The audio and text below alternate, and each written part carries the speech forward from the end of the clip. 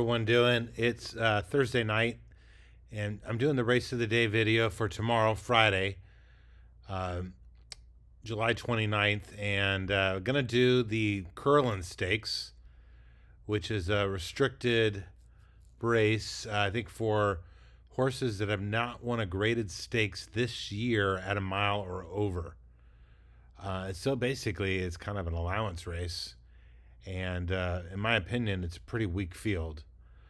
Um, the only good horse you could call good is Creative Minister. But before I get to this race, we'll recap today. My play of the day kind of was a bust. They took the they took the race off the turf, um, and horse ran okay, but it's not his best surface.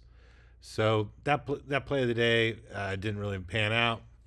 But let's see how we do today. Now, before I get into this, I wanted to show the race from Wednesday. And this was the race from Wednesday. And you had Kamari ranked second here. And Kamari ranked first at 2.3 to 1 on PFTS odds, had $13 of value, got a B grade, and ranked second in the top to bottom sort. And we talked about in the video that the 2 and the 3 might hook up, and the 3 probably would tire to last, but the 3 could put enough pressure on the 2 to mess up the 2. But when I made my selection, everybody, I picked the 1, Frank's Rocket, who really is at the bottom of the top to bottom sort and gets a 3 on PFTS odds and only a C. The reason I did that is because Kamari, I just thought, was exiting this race here.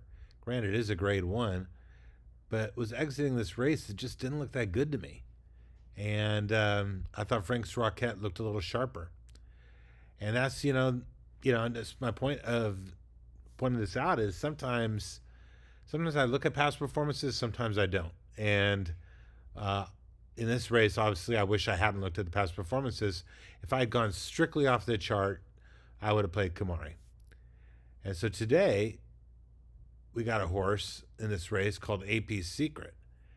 And if you look at his last couple of races, they don't look that great, especially this third at 8 to 5 in the Texas Derby. That's a little disappointing. His effort in the Wood Memorial was halfway decent, but it doesn't look that great. But on the chart, excuse me, the horse is second in the top to bottom sort, full field. It gets that B plus, gets $17 of value. So I'm telling you, I'm leaning towards this 3. I'm going to stick to this 3. I really don't like the horses in this race. I'm going to talk about them a little bit. The 7, Creative Minister, looked really good coming out of an allowance win on the Churchill Downs Kentucky Derby card. And then ran pretty well in the Preakness. And then didn't run so well in the Belmont. And the cut back to 9 furlongs today might really do this horse some good. Now the horse has some tactical speed as well, but the race definitely has no speed in it.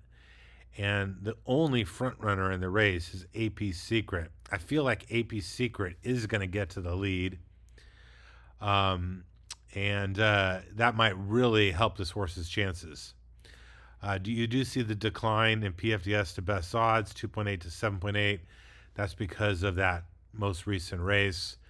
But the horse fits the race really well here and, gets that B+.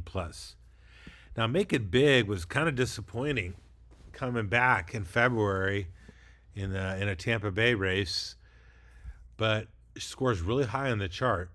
Gets a 10 for value, pretty solid odds rankings here. Gets a C, and it's Pletcher and Velasquez at 15 to 1. I think this is a pretty viable long shot. Golden Glider, just kind of a grinder.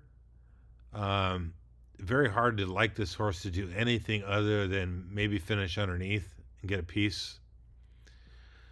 Gilded Age, I think just won an allowance race, but the pace was super fast, and the horse came home quick and won by a nose. horse is not going to get that kind of trip today. Western River beat a weak field going 12 furlongs, going a mile and a half. Don't like this horse at all. Wolf County toss. And then you got these two horses here, the 8 and the 9. One's a Pletcher, the 8, Be Better, coming out of 2 straight wins. And then Artorias, who stretched out to a mile, ran really impressively, pretty quick time. So both these horses are stepping up, but you got really good jockey trainer connections. Let me show you the past performances on those. You got Chad Brown and Irad and Artorias, who, by the way, if you bet them, you're going to lose 29 cents on the dollar. Doesn't this look like the kind of horse that's going to cost you 29 cents on the dollar? Both, by the way, he's dropping Lasix. Be Better. You're getting Pletcher and Saez. You're going to lose 48 cents out of every $2. These horses are going to get bet. They're taking massive steps up in class. And there's really no guarantee they're good enough. Also dropping Lasix. I mean, I'm just not going to bet those kind of horses. Artorias does get the C grade off that really quick mile race, and the best jockey trainer combination of the race gets him a C grade. But if I was playing this race, I would be using the 3, 4, and 7, and maybe try to hit an exacta with those horses.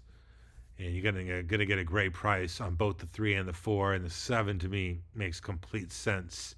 And if we can get one of these prices home underneath, I think you're gonna get a little value in the race. Try to beat these two horses stepping way up in class. So that's kind of how I see the race. Got any questions? Shoot me an email, send me a DM. A lot of people have been responding to the videos, sending me notes. I respond to all of them. So let me know what you think. I'm going to be playing AP Secret to win and try to hit an exacta with the 3, 4, 7. Take care.